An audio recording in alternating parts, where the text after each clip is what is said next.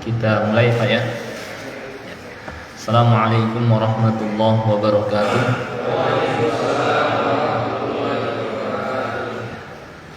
Alhamdulillahi rabbil alamin. Wabihi nasta'in ala umurid dunya waddin.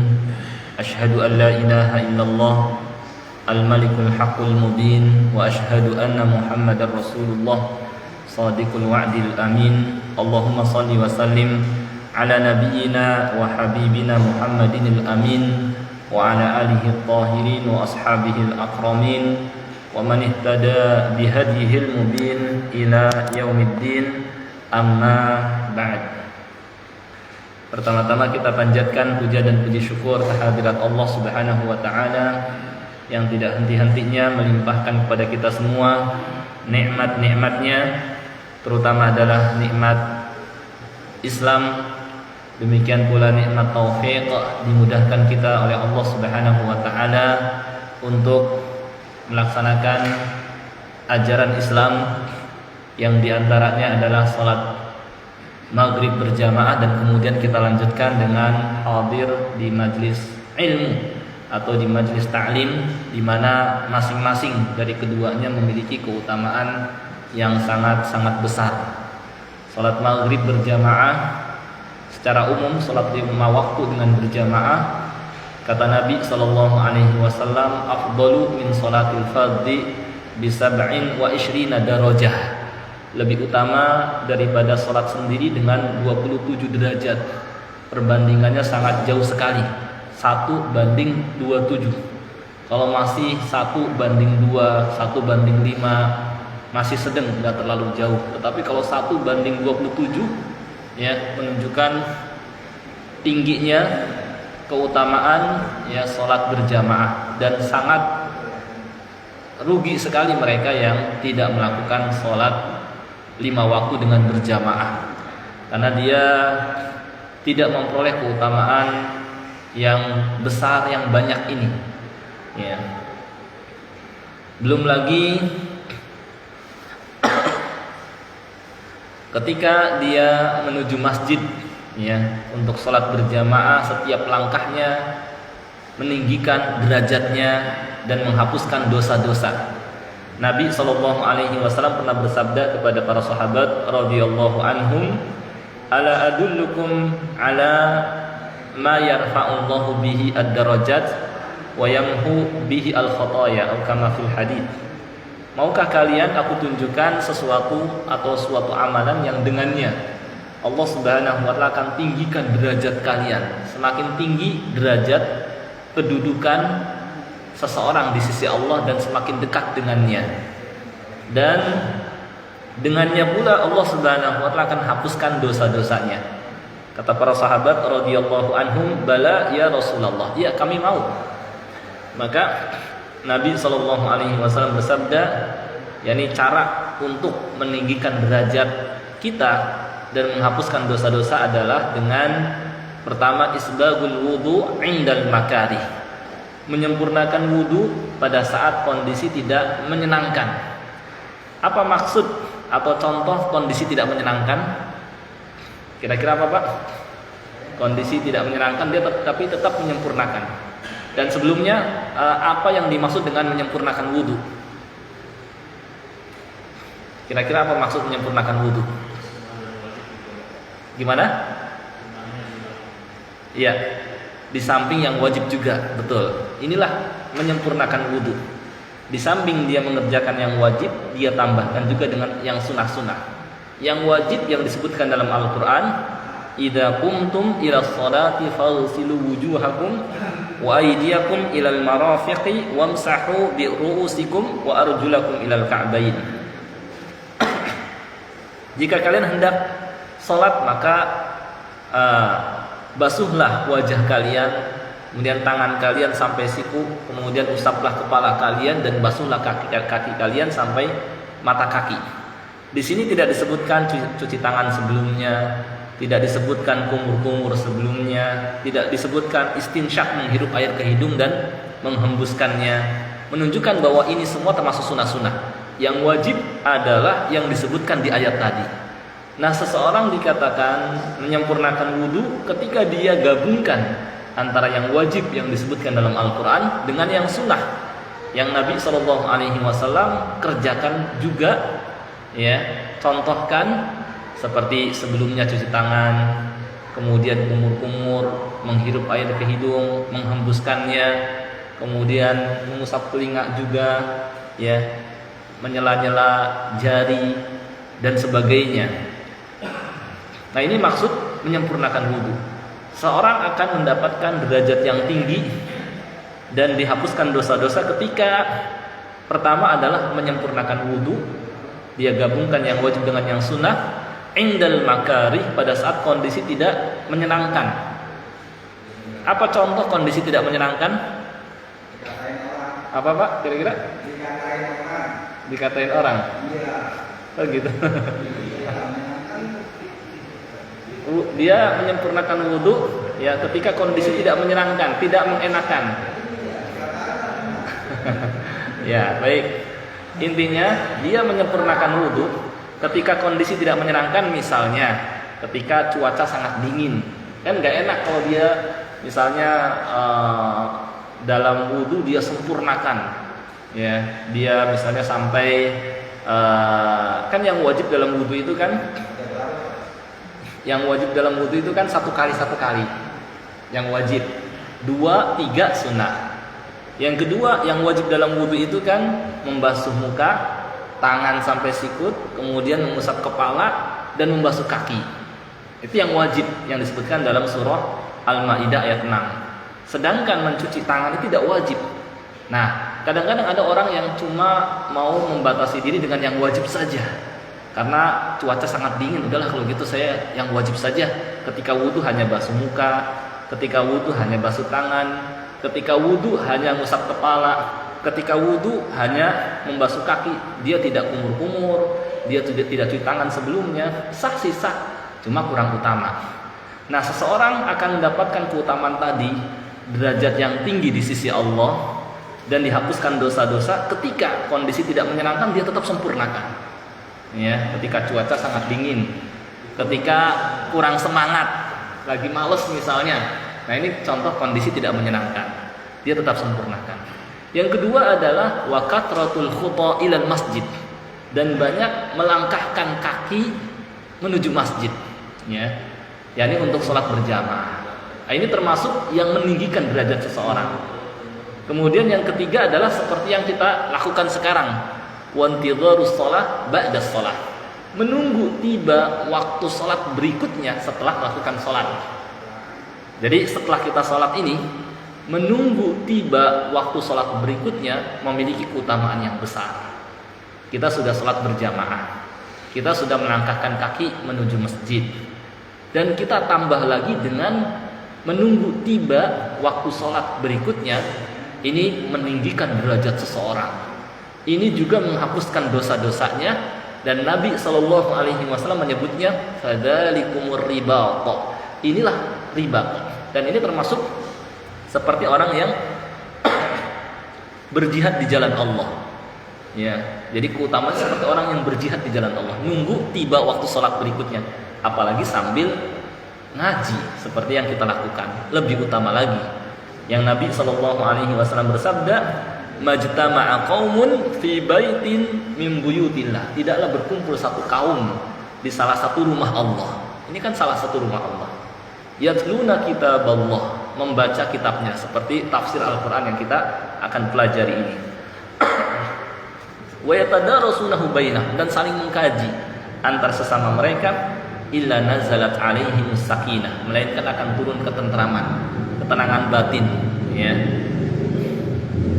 Terkadang seorang memiliki harta yang banyak, rumah yang mewah, kendaraan lengkap di rumah, tapi dia belum tenang, belum nyaman. Ya, karena memang bukan di situ letak kebahagiaan. Letak kebahagiaan ya di batin, dan itu bisa diperoleh dengan hadir di majelis ilmu seperti yang kita lakukan ini. Illa nazalat alaihimus sakinah, melainkan akan turun ketentraman. Wa ghasyiyat humur rahmah, dan rahmat akan meliputi mereka. Yang ketiga, wa dzakarahumullahu fiman indah, dan akan Allah sebut mereka-mereka yang hadir di hadapan para malaikat yang ada di sisinya. Jadi kita tentu ingin, ya, ketika dalam satu acara ada pimpinan atau ketua acara tersebut, ya, sedangkan banyak yang hadir pada acara tersebut, kita disebut namanya, si fulan, ya, adalah orang yang masya Allah disebutkan kebaikannya. Nah, mereka yang hadir, kata Nabi SAW di majlis ilmu, wa dzakarahumullahu fiman indah, akan Allah sebut, ya, mereka-mereka yang hadir di hadapan para malaikat yang ada di sisinya. Ya, ini di antara keutamaannya, mendapatkan ketentraman, mendapatkan rahmat, disebut mereka yang hadir di hadapan para malaikat yang ada di sisinya. Demikian pula sebagai salah satu, atau Allah akan permudah baginya jalan menuju surganya. Karena dengan hadir di majelis ilmu diberitahukan mana perintah Allah, mana larangannya, sehingga kita bisa bertakwa. Ya. Dan ini juga membantu kita untuk istiqomah di atas agama Allah. Di tengah banyaknya fitnah, godaan, cobaan, terlebih di akhir zaman yang Nabi SAW katakan bahwa baina yaday sa'ah fitan kaqa'il lailil mudlim. Sebelum tibanya hari kiamat terdapat banyak gejolak fitnah, gelombang fitnah, seperti potongan malam yang gelap. Yusbihur rajulu mu'mina wa yumsi kafira. Ada orang paginya mukmin, sorenya jadi kafir. Atau sorenya wa yumsi mu'mina wa yusbihu kafira. Sorenya mukmin, pagi besoknya langsung berubah jadi kafir. Kenapa? Karena dahsyatnya gelombang fitnah yang memalingkan seseorang dari agamanya. Ada fitnah syubhat, pemikiran-pemikiran menyimpang. Kemudian ada fitnah syahwat yang sejalan dengan hawa nafsunya, ya, yang mengajaknya kepada perbuatan maksiat, ya. Ada fitnah wanita, ada fitnah harta, ada fitnah kedudukan, yang seorang kalau dia tidak betul-betul berpegang dengan agama akan terbawa olehnya, ya. Dan supaya kita tidak terbawa oleh fitnah-fitnah tersebut, diantaranya adalah dengan kita hadir di majelis ilmu yang di sana dibacakan ayat-ayat Allah, yang di sana dibacakan hadis-hadis Nabi sallallahu alaihi wasallam, yang keutamaannya kata Nabi, kata Allah Subhanahu wa taala, wa kaifa takfuruna wa antum tutla alaikum ayatullahi wa fiikum rasuluh. Bagaimana kalian bisa berbalik kafir sedangkan kepada kalian terus dibacakan ayat-ayatnya, dan di tengah-tengah kalian ada rasulnya sallallahu alaihi wasallam ketika itu. Ketika beliau telah wafat dan telah meninggalkan kepada kita sunnah atau hadisnya. Dengan kita mendatangi kitabnya, dengan kita mendatangi sunnah rasulnya sallallahu alaihi wasallam, membantu kita istiqomah berpegang dengan agama di tengah banyaknya gelombang fitnah. Baik, itu mungkin sekedar pengantar saja sebelum kita memulai mempelajari tafsir Al-Qur'anil Karim. Yang kemarin kita sudah sampai ayat ke-6, ya, dari surah Al-Fatihah, ya. Yakni kemarin itu kalau nggak salah bulan kemarin ihdinas siratal mustaqim itu, ya. Sekarang siratal ladzina, kan, ya Pak, ya. Nah, ya baik. Kita lanjutannya yaitu ayat A'udzu billahi minasyaitonir rajim. Bismillahirrahmanirrahim. Alhamdulillahi rabbil alamin. Arrahmanir rahim. Maliki yaumiddin. Iyyaka na'budu wa iyyaka nasta'in. Ihdinas siratal mustaqim. Siratal ladzina an'amta 'alaihim ghairil maghdubi 'alaihim waladdallin. Baik. Al-Qur'anul Karim, yakni di antara sifatnya adalah muhkamat, ya, ayat-ayatnya muhkamat, dan inilah hunna ummul kitab. Kata Allah Subhanahu wa taala, inilah umumnya ayat-ayatnya, yakni muhkamat. Muhkamat itu diterangkan lebih lanjut. Ketika sebelumnya disebutkan kita minta kepada Allah Subhanahu wa taala as-siratul mustaqim, ihdinas siratal mustaqim, maka diperjelas lagi jalan seperti apa jalan yang mana yang kita minta kepada Allah Subhanahu wa taala agar diarahkan, dibimbing kepadanya, yaitu siratal ladzina an'amta 'alaihim ghairil maghdubi 'alaihim waladdallin, yaitu jalan orang-orang yang Allah berikan nikmat kepada mereka, bukan jalan mereka yang dimurkai dan bukan pula jalan mereka yang sesat. Di awal sudah saya sampaikan bahwa ada perbedaan sebagian ulama qiraat terkait dengan yakni ayat ini, apakah masuk ke dalam ayat ke-6 sampai siratal ladzina an'amta 'alaihim, kemudian ayat yang ke-7 baru ghairil maghdubi 'alaihim waladdallin. Mereka yang berpendapat bahwa ini sudah satu ayat yang ke-7, maka mereka nggak berhenti di siratal ladzina an'amta 'alaihim, bahkan mewasolkan, melanjutkan. Jadi cara bacanya siratal ladzina an'amta 'alaihim ghairil maghdubi 'alaihim waladdallin, disambung karena satu ayat. Tetapi mereka yang berpendapat bahwa ayat yang pertama adalah alhamdulillahirabbil alamin, yang kedua ar-rahmanir rahim, yang ketiga maliki yaumiddin, yang keempat iyyaka na'budu wa iyyaka nasta'in, yang kelima ihdinas siratal mustaqim, yang keenam siratal ladzina an'amta 'alaihim, berhenti. Baru yang ketujuhnya ghairil maghdubi 'alaihim waladdallin. Aslinya seperti itu. Ya. Cuma pada umumnya kita berhenti di siratal ladzina an'amta 'alaihim, baru ghairil disambung lagi. Sebenarnya ini kalau kita ngikutin pendapat mereka yang mengatakan ayat yang pertama alhamdulillahirabbil alamin. Cuma masing-masing ada ulamanya. Ya. Mereka yang berpendapat ayat yang pertama alhamdulillahirabbil alamin ada ulamanya, banyak bahkan. Mereka yang berpendapat ayat yang pertama adalah bismillahirrahmanirrahim juga ada ulamanya, banyak gitu ya. Sedangkan standar kita yang kita baca mushaf yang di tangan kita adalah namanya biriwayati Hafsin an Asim, biriwayati Hafsin an Asim, melalui riwayat Hafs. Riwayat Hafs ayat yang pertama adalah bismillahirrahmanirrahim, sehingga ayat yang ketujuh panjang, siratal ladzina an'amta 'alaihim ghairil maghdubi 'alaihim waladdallin. Tidak berhenti di siratal ladzina an'amta 'alaihim ghairil maghdubi 'alaihim waladdallin, gitu ya. Nah, ini riwayat Hafs disambung. Baik. Yang kita minta kepada Allah Subhanahu wa taala adalah jalan orang yang Allah berikan nikmat kepada mereka. Ya. Diterangkan bahwa orang yang Allah berikan nikmat di sini adalah yakni Allah berikan kebahagiaan. Orang yang Allah berikan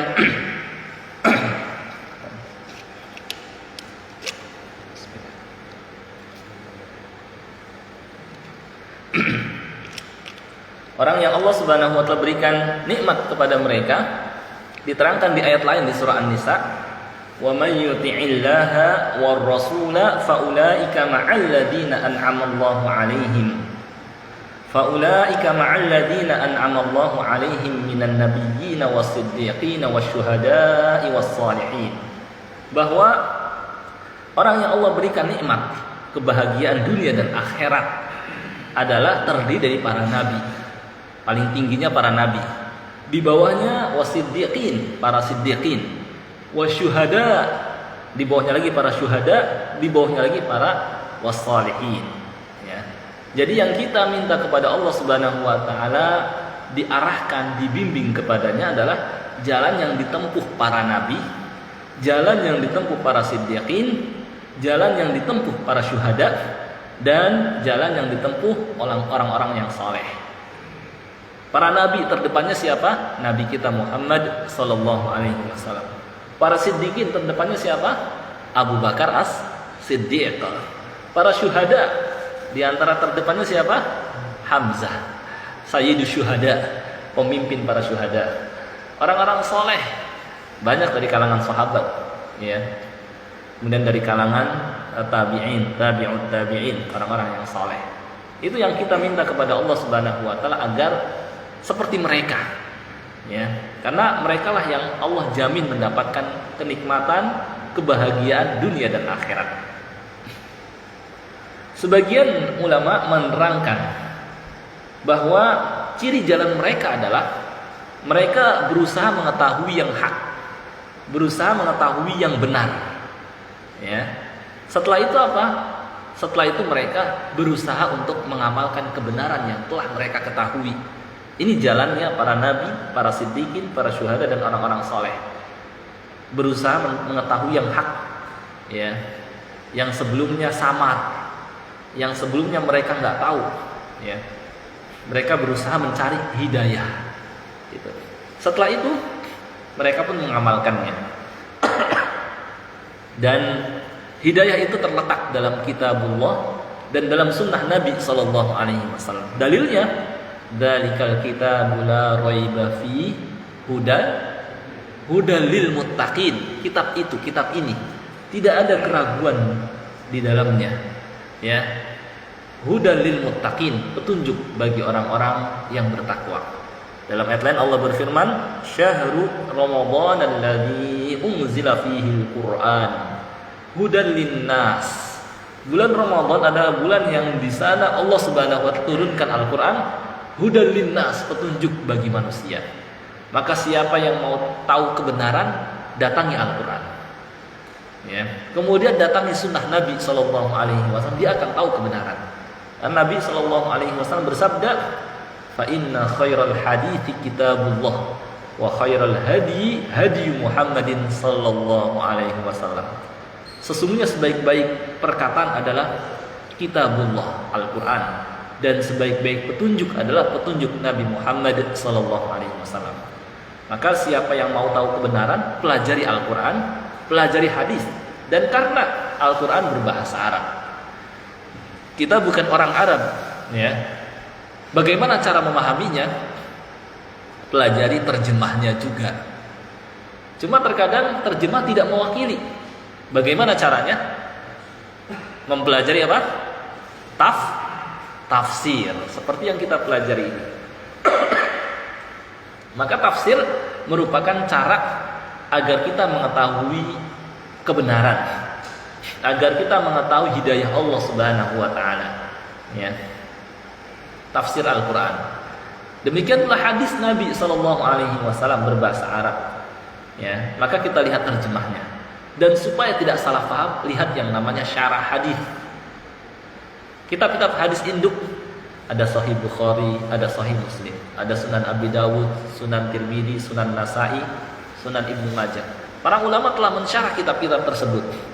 Sahih Bukhari ada syarahnya namanya Fathul Bari.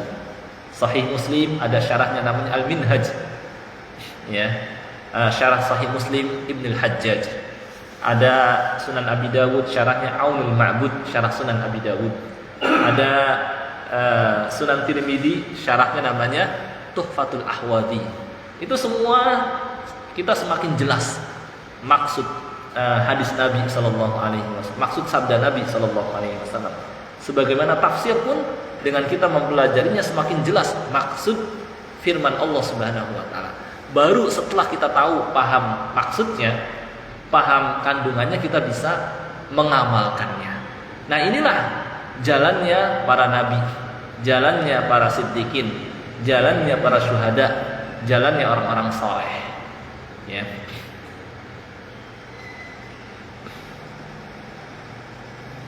Kemudian kalau kita lihat di ayat ini ada dalam ilmu balaghah namanya ilmu ma'ani, kehati-hatian dalam menyampaikan kalimat.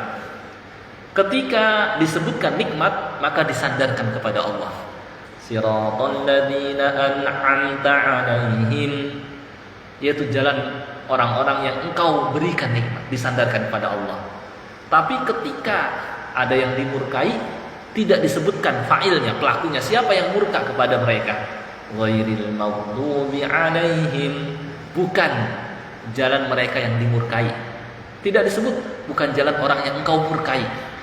Ya.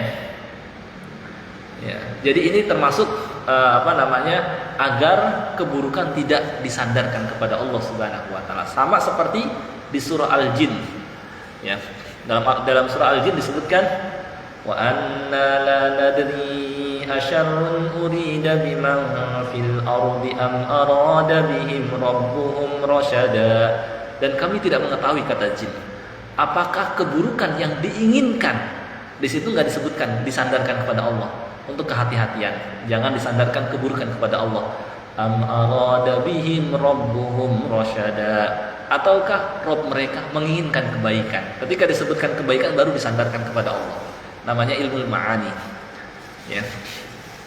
Ini diantara tingginya sastra Al-Quran. Nah, kemudian kata al-maghdub, orang yang dimurkai siapa mereka? Dan tidak disebutkan fa'ilnya, siapa yang murka, ya. Yang jelas yang murka kepada mereka adalah Allah.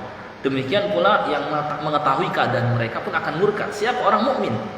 Ya. Siapa mereka yang dimurkai ini? Ya. Terdepannya adalah orang Yahudi. Kemudian siapa lagi? Yang ngikutin jejak dan jalan orang Yahudi. Kenapa mereka dimurkai? Karena mereka tahu yang hak, cuma mereka tidak mau mengamalkan kebenaran itu. Karenanya mereka dimurkai. Ya, mengetahui yang hak, kebenaran, tapi tidak mau mengamalkan. Apa buktinya? Mereka tahu kenabian dan kerasulan Muhammad sallallahu alaihi wasallam, kebenaran Islam, tapi nggak mau beriman kepada Nabi Muhammad sallallahu alaihi wasallam, tapi tidak mau masuk ke dalam agama Islam. Sampai-sampai Allah berfirman, alladzina atainahumul kitaba ya'rifunahu kama ya'rifuna abna'ahum. Orang-orang yang kami berikan kepada mereka Alkitab Taurat, mereka mengenali Muhammad sallallahu alaihi wasallam sebagai nabi dan rasul seperti mereka mengenali anak mereka sendiri. Ketika ada banyak anak-anak, kita pasti orang tua tahu mana anak kita di antara anak-anak ini. Itu saking jelasnya oleh mereka kenabian dan kerasulan Muhammad sallallahu alaihi wasallam. Tapi kok mereka tidak mau beriman kepada beliau, masuk ke dalam agama beliau.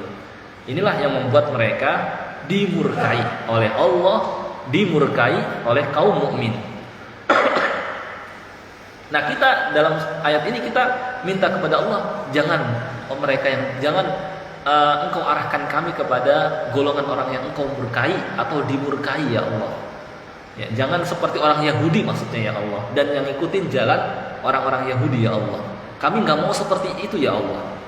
Itu yang kita minta kepada Allah Subhanahu wa taala. Waladhdallin, bukan pula jalan orang-orang yang sesat.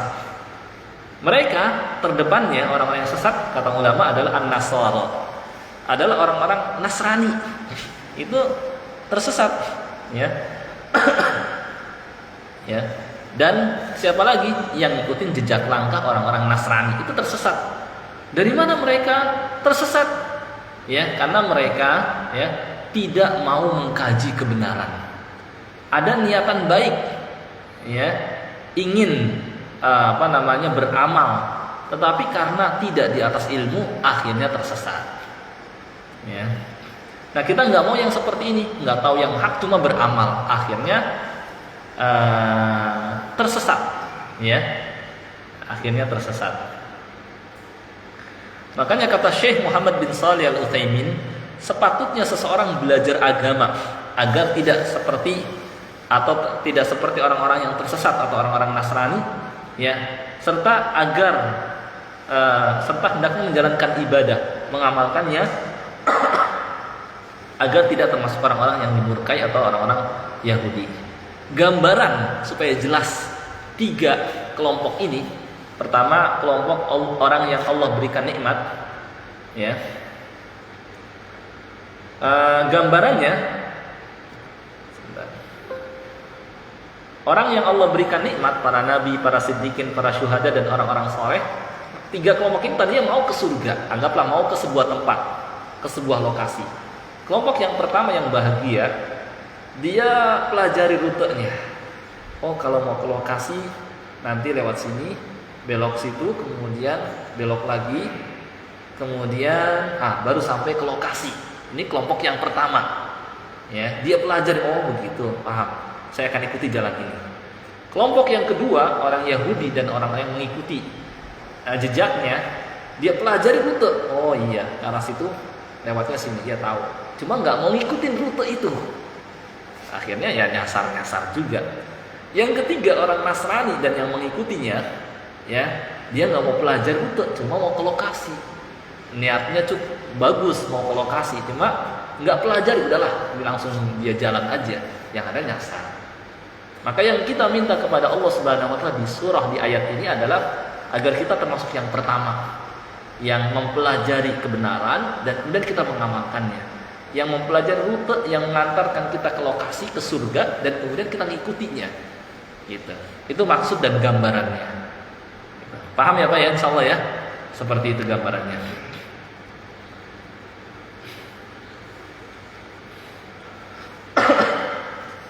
Yang terakhir, di ayat ini ya kita minta kepada Allah Subhanahu wa taala agar dihindarkan dari penyakit yang menimpa orang-orang Yahudi, yaitu penyakit juhud, bangkang. Udah tahu nggak mau ngikutin, keras kepala.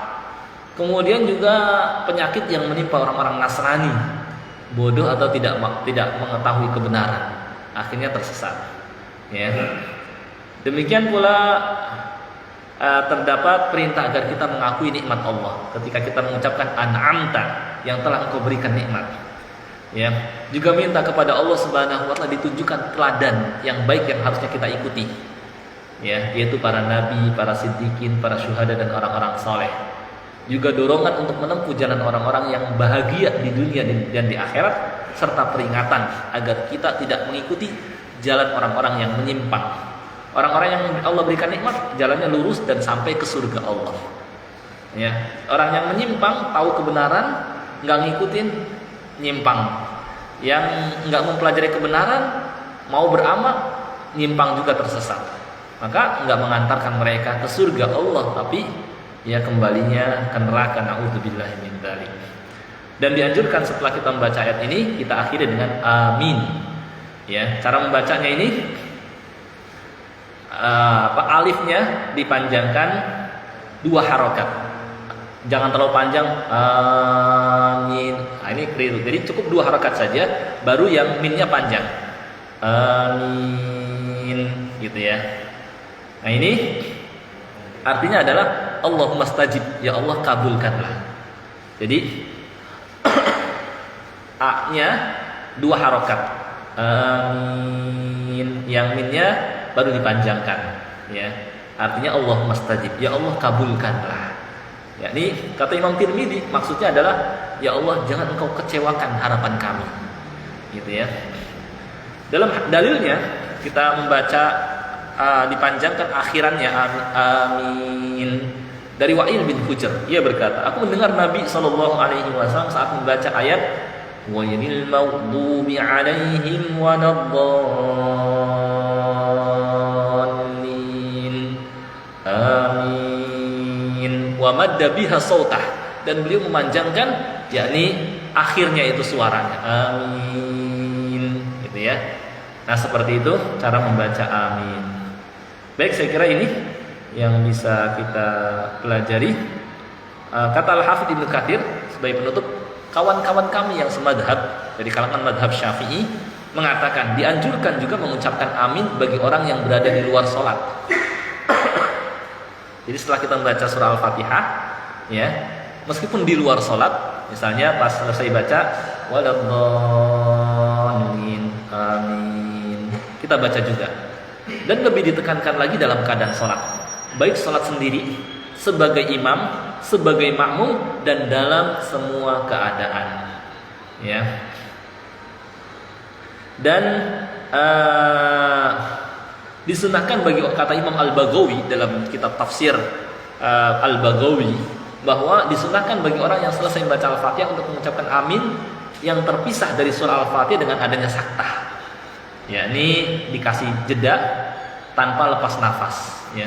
Waladdallin, amin, gitu ya. tanpa lepas nafas dia sambung, kata Imam Al-Baghawi. Dan amin ini tidak termasuk ayat dari surah Al-Fatihah berdasarkan kesepakatan para ulama. Ya. Baik, saya kira ini yang bisa kita pelajari dari surah Al-Fatihah. Alhamdulillah sudah selesai, dan insya Allah kita akan nyambung ke tafsir juz amma dari surah An-Naba dan ke bawahnya. Kita pilih itu karena inilah surah-surah yang biasa dibaca dalam sholat oleh kaum muslimin, karena mungkin hafalan mereka cuma di juz amma atau lebih sedikit gitu. Maka itu yang kita pelajari. Meskipun bagusnya kita pelajari ya dari Al-Fatihah nyambung ke Al-Baqarah, nyambung.